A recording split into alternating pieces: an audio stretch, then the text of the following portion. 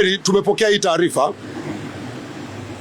na baada ya kutazama katika takwimu zetu tumebaini kwamba ni meli ambayo imesajiliwa kule Zanzibar, na wenzetu wamesajili hii meli kupitia wakala naitwa Konarina. Ni utaratibu ambao sisi kama nchi kupitia kwenye shirika lile la meli duniani sisi ni wanachama. Kwa wenzetu Zanzibar walisajili hii meli kupitia kwa wakala, kwa sababu kiutaratibu ni kwamba ukiwa kwenye lile shirika ile International Maritime Organization una uwezo wa kuwa na mawakala mbalimbali ambao watakusaidia kusajili meli katika maeneo mbalimbali. Kwa baada ya kutazama tumekuta kweli ni meli ambayo ilisajiliwa kupitia kule Zanzibar, na wenzetu Serikali ya Mapinduzi Zanzibar imechukua hatua kadhaa, lakini niwaombe ndugu zangu waandishi wa habari, Serikali ya Mapinduzi Zanzibar watakuja kutoa taarifa kuhusiana na meli hii.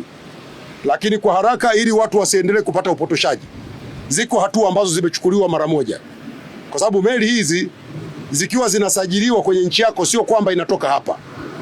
Inaweza ikasajiliwa ikiwa kwenye nchi nyingine na inafanya kazi huko, na ndio maana hata kwenye meli hii kwenye taarifa ambayo imetoka mmesikia kwamba hakuna Mtanzania aliyekamatwa huko.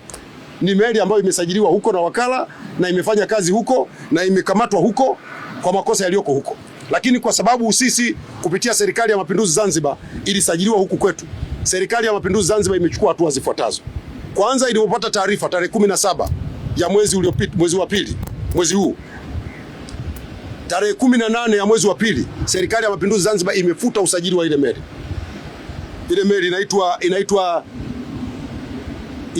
nadhani FMS Eagles. Ile meli imefutiwa usajili na hivi ninavyozungumza haina usajili tena wa Zanzibar. Lakini jambo la pili, Serikali ya Mapinduzi Zanzibar imewatafuta wamiliki wa hii meli kujua kulikoni. Sasa kama unavyojua watu yamewakuta mambo, ushirikiano haujawa mzuri sana, nafikiri mnanielewa, na ndio maana imetoa hiyo hatua ya kwanza ya kufuta usajili wake. Lakini pili, imeipiga fine ile kampuni kwa mujibu wa taratibu za IMO, imeipiga fine ya dola 20,000. Jambo la tatu, inaendelea kufanya mawasiliano kupitia wizara yetu ya mambo ya nje ili kuondokana na utambuzi wowote wa meli hii kimataifa.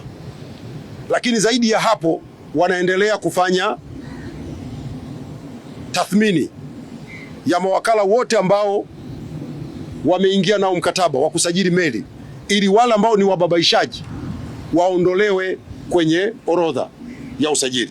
Kwa hiyo hizo ni hatua ambazo Serikali ya Mapinduzi Zanzibar imezifanya kwa haraka, angalau Watanzania mjue kwamba kwanza ni kweli meli iliyosajiliwa imesajiliwa Tanzania, lakini ni meli ya nje ya nchi na ilikuwa inafanya kazi huko nje ya nchi.